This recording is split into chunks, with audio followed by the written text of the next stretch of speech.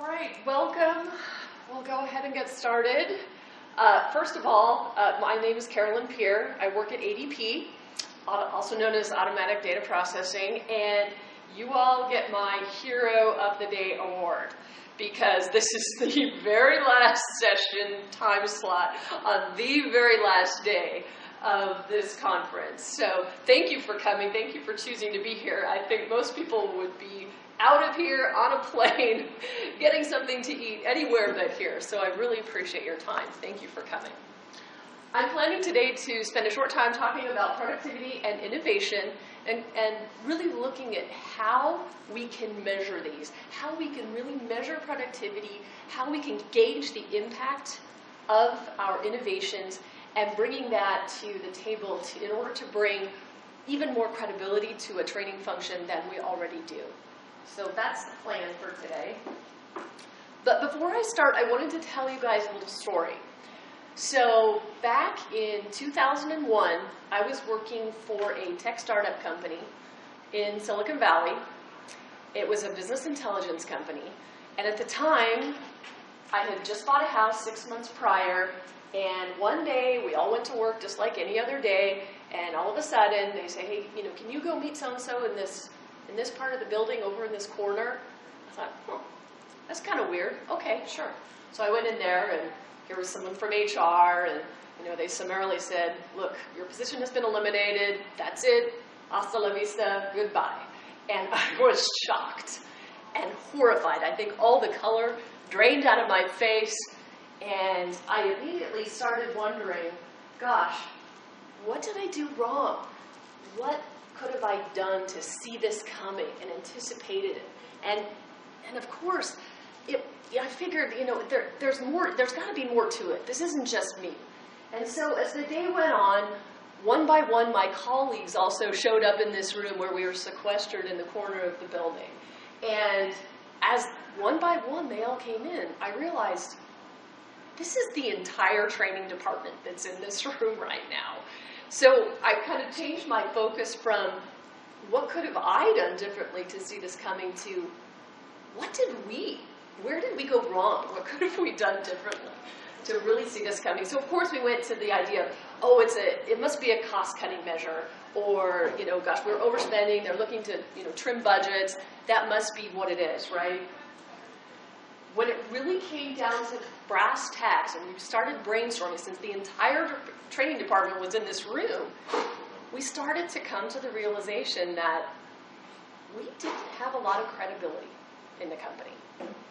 People didn't take us seriously. They really looked at us as a nice to have. Does this sound familiar at all? Oh, training, it's the first thing to go, right?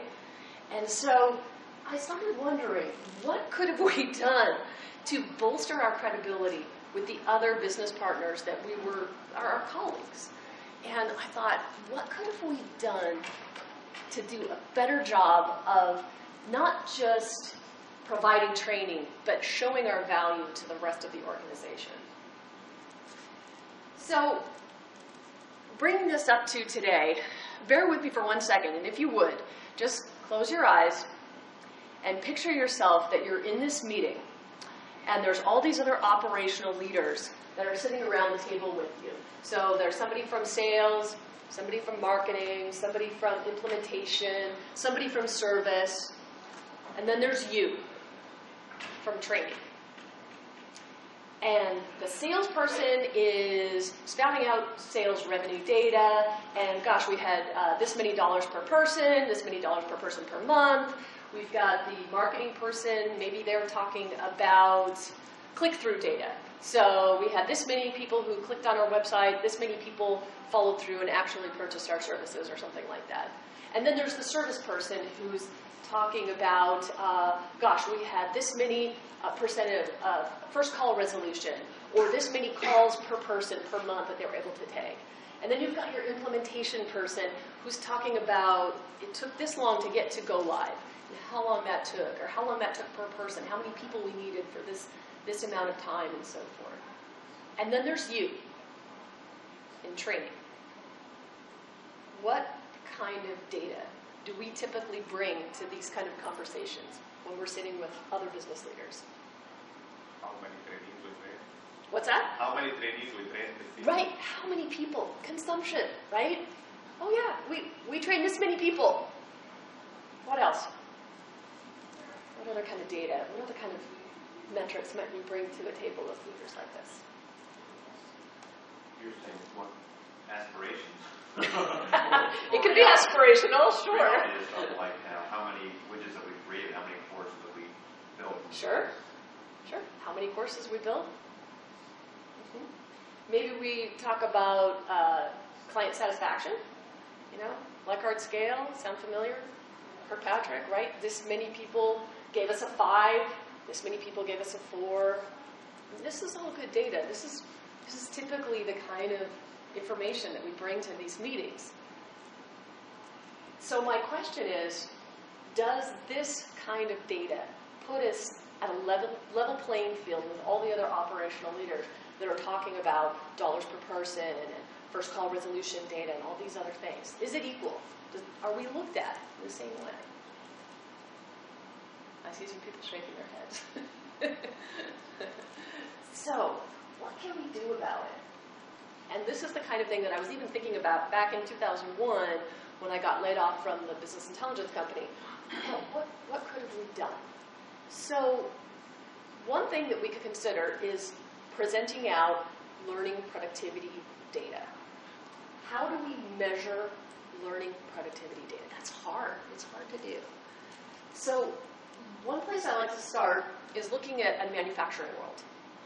And the reason I start there is because it's really concrete, right? You've got this production line, and let's say you're producing automobiles. So you start with the raw materials. You've got your metal. You've got your rubber that's going in the tires. You've got your leather that's going into the seats. You've got your people resources, right? You've got people who are QA, quality, making sure you have good quality at the end of the production. You have all these inputs. And at the end, you've got a Toyota Camry, right? You've got this very concrete thing at the end. So, in a really basic way, when we're talking about productivity, we're talking about inputs and outputs. What do we put in versus what do we get out? But what about instructional design productivity? Is it more complicated than the concrete manufacturing world? Is it more complex, do you think? Looking at inputs and outputs, what do you think?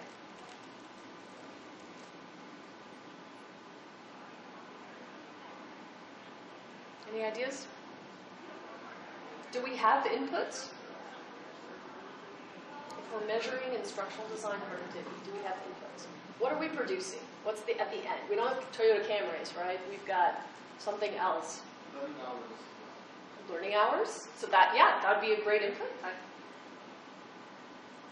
Jumping ahead a little bit, but yeah, we still have inputs and outputs. There's more complexity to the equation. It's not as simple as just raw materials like steel and rubber and the raw materials that are going in. But we still have inputs and outputs. We invest our time, we invest our resources, and at the end, we have a learning offering of some sort. Maybe it's a simulation.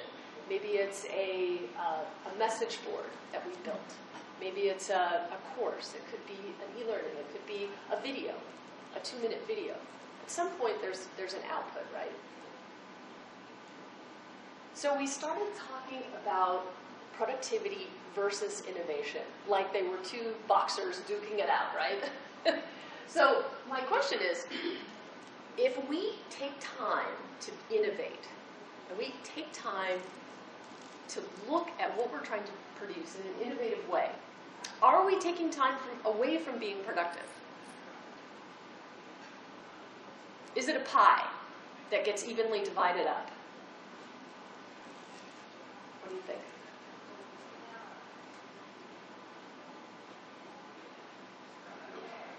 Feel like it's a pie? Not to be creative, Right. How often do you hear this? Carolyn, do you want it done fast or do you want it done well? Do you want me to innovate or do you want me to be productive? I hear it all the time. And we actually do it for ourselves. companies have a creative team who are supposed to be focused on creativity versus production or operation. A dedicated team that looks at innovating. We're just making, we don't even be straight, we don't bring them in because they're a separate resource. Interesting. That's interesting. That's a nice luxury. I wish we had that. Also, when you're doing the product, so the productivity can also, can it complement the effort that you're taking towards producing something rather than? Absolutely. Right, right. Can innovation help people be more productive? Right. Yes, absolutely. So, I don't know about you guys, but when I'm trying to think of a better way to do something, or I'm trying to be really creative, the thoughts that come to me come at the most inopportune times. Like I'm taking a shower, and I think, oh gosh, there's a better way to do this. Or running on the treadmill or something. It's not necessarily taking time away from being productive. It's kind of just a way of doing business. It's a way of thinking about each and everything that we do during the day in order to figure out, is there a better way? So I would argue that it's not necessarily a pie, although I really like your idea of the team dedicated to it. One way to kind of just step back and say, well, what do we really mean by innovation? So, I mean, everybody's got a different definition of innovation. In this graphic, there's one guy here who's come up with this great idea. He's going to, everybody's pushing the same amount of theme. He's got a ball. It's much easier to roll. So he's farther ahead than his colleagues here who are pushing big squares or boxes. So he's gone about and done something innovative. Maybe he's lazy. He's gotten ahead of everybody else by doing less work, simply by innovating. So his purpose was perhaps to put in less effort and get the same thing done compared with his associates. I think it's important to kind of draw the distinction between innovation and creativity as well, because there's a lot of times these are used interchangeably, and there is a very subtle distinction between innovation and creativity. So let me ask you this. This guy, he's got an artistic pen, and he's drawing his masterpiece here. And by the way, I love art. I think art is terrific. Right? This is not about what is better. It's just about the subtle difference between innovation and creativity. Do you think this guy is being creative or innovative? What's his purpose? Why is he making this masterpiece? To have something beautiful to look at, maybe?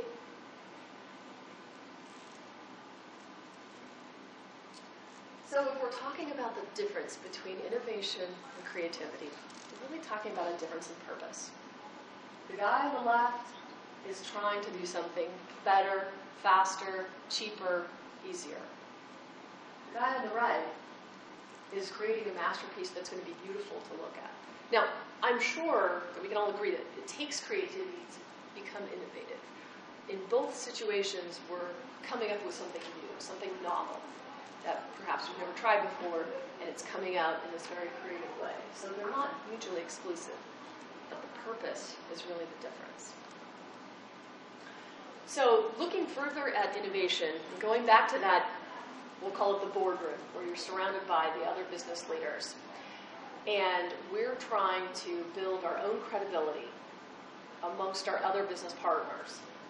There are examples I put together here to just kind of bring up examples of innovation, and we've seen this at the conference, this conference, the TICE conference. This is just an example of experiential learning. Somebody along the lines at some point came up with a very innovative way of training people who are going to become police officers. Now, I think it's probably obvious, but you don't want to do on-the-job training necessarily with police officers because there's a very serious component of danger involved. There's bad guys out there. You don't want your police force to be put in that situation without being trained. So we came up with some sort of an innovation. And theoretically, if we brought that back to the boardroom, we could talk about we were able to save this many lives as a result of this.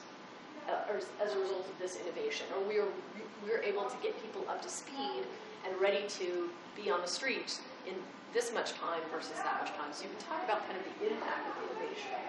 Same idea with a brand new doctor, a surgeon. He's just finished medical school. He's getting ready to do his first operation.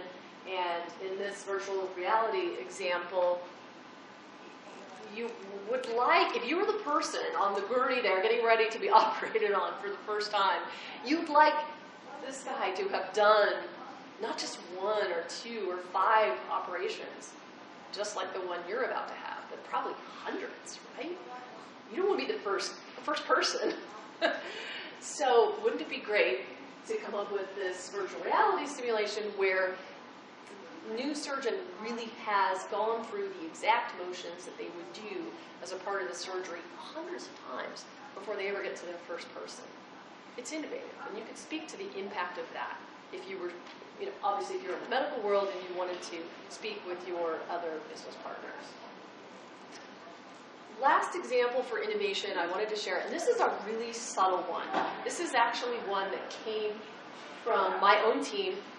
There was a designer on my team, and she came to me and she said, Carolyn, it takes our clients 5 or 6 clicks to get to the meat of this course and also take the survey at the end of the course. We kind of figured out it was actually the survey that was driving the design of the course itself in the LMS. She said, there's got to be a better way. Let's see if we can get this down to just 2 clicks. Get in and get out quickly, right? So she worked with our manager within the Tools and Technology group, and they reorganized the entire course within the learning management system and got it down to 2 clicks. Now, it seems really small. It seems like a very subtle, small distinction, but in reality, if we had 100 clients go through this course, and 100 clients say, oh my gosh, I'm clicking, I'm never going to get there. The impact of that one small process innovation stretches out over hundreds of clients. We've made an impact, and it was a very small one to start with, right? So bottom line is, when you get back to whether we need to focus on innovation or productivity and the measurement and the impact thereof, you really can have your cake and eat it too. You don't have to choose one or the other. They're both important, and they don't necessarily take away from each other. They can complement each other as well. And who doesn't like cake? Especially when it's chocolate. So just going back to the boardroom, we'll call it, you're sitting there with your colleagues all over again, and this time you're armed with not just the consumption data, the effectiveness data, the quality metrics and so forth, but you could also talk about measuring instructional design productivity, training, development productivity, innovation impact, and so forth. Do you feel like we would be better armed in this industry, in our training industry, to speak at the same level as the other operational leaders? Do you feel like we would be?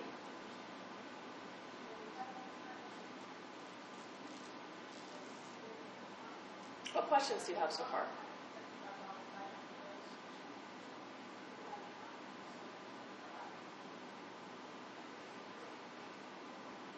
Everyone's lunch, I think. So we talked about measuring training productivity being challenging. A lot of that is because of the very complex nature of what we do. It's not as easy to measure. There are very subtle differences. For example, if you're creating an e-learning versus a video versus content that's brand new versus content that a lot of which already exists, there's a lot of subtleties that make this really challenging. And I think it's important too to ask, is it worth it? Do you want to spend all your time measuring productivity rather than being productive? You definitely want to go, you don't want to go too far in any one direction. It's important to acknowledge that. So how can it be done? How can we measure productivity in the most economical fashion? So there are, I'm sure, as many ways to measure instructional design productivity as there are people in here and beyond. There's no right or wrong answer to this. But I thought I would share just one example of how we've done this at ADP. So we talked about inputs and outputs. So think somebody mentioned time that it takes to produce something. So that's an input, right? How much time did it take us to create this 5-minute video? If it's an ILT, if it's instructor-led training, how long is the output? So if it's let's say a 30-minute instructor-led course, how long did it take us to develop that? This is something we might look at already, right? Estimation, like, oh, Carolyn, how long is it going to take us to develop this 15-minute e-learning? Well, let's see, if we use a design ratio of, 60 to 1, and let's say it's going to take us about, okay, so it's going to take us 30 hours, let's say. So that might be something we're already looking at from an estimation standpoint, but we can also look at it after the item is developed. Whatever the output is, we'll go back and look at that. That's a productivity measure. We've got inputs, we've got outputs. Another option, and this one is a little squishier, is number of pages, and it doesn't need to be pages, it can be anything that's quantifiable. It could be PowerPoint slides, it could be infographics, it could be number of pages if you've got actual guides or self-study guides or job aids. Anything that can be quantifiable, you can also estimate this is the amount of time we put in versus this is how much time, or I'm sorry, number of pages or anything that's quantifiable. So you can actually get down to, gosh, it took us 15 seconds per page in order to create this training guide or this job aid. Same thing, it's a productivity measure. Is it going to work in every situation? No, of course not. If it's not something that can be quantifiable in terms of things at the end, like pages or PowerPoint slides, then it won't work. But in some cases it will work. So we thought, if it's there, why not capture that data? So bear with me, this is an Excel spreadsheet. This is the actual tool that we use at ADP to quantify and measure our instructional design and training production and the productivity thereof. So I promise I will not go through this, and believe me, when I showed this to my team, the first thing they said was, I don't want to look at that, it's too small. We don't like spreadsheets. We're the innovative creative types, Carolyn. Don't even go there. But in fact, because it's such a powerful tool in being able to speak the same level as the other operational leaders, besides just training, I explained that to them, and I think they got that it's important. So just kind of going across the top, I'll just talk briefly with what we capture. So we talk about the name of the deliverable, who worked on it. So it could be one person that worked on it, it could be multiple people that worked on it. And then we've got our inputs and outputs. So in this case, the inputs are just exactly what we talked about, the time that was put into the development and the output, either in time or in number of pages, or both, depending on what it is. So you've got your inputs, you've got your outputs. Time in versus time out. Time in versus number of pages. And then going across, so these are some of the complexity factors, we'll call it, that factor into how productive we feel we were. So if the content was very complex, if it was just very technical, required a lot of digging into really figuring out how something works, it would take longer to develop training in that paradigm, right? How much content existed before we even started? So if you have everything kind of there and you just need to put it together, obviously you're going to be a lot quicker than if you have to really start from scratch. And then of course the learning modality as well. So we've got VILT, video, web-based training, etc. And all of that goes into then the final 3 columns, which are the actual productivity measures. One of them is a score.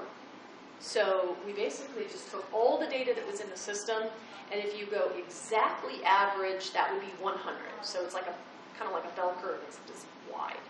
So if 100 is exactly average, there's obviously calculations going on in the background, and you can see, oh gosh, 25. We weren't very productive with this combination of factors.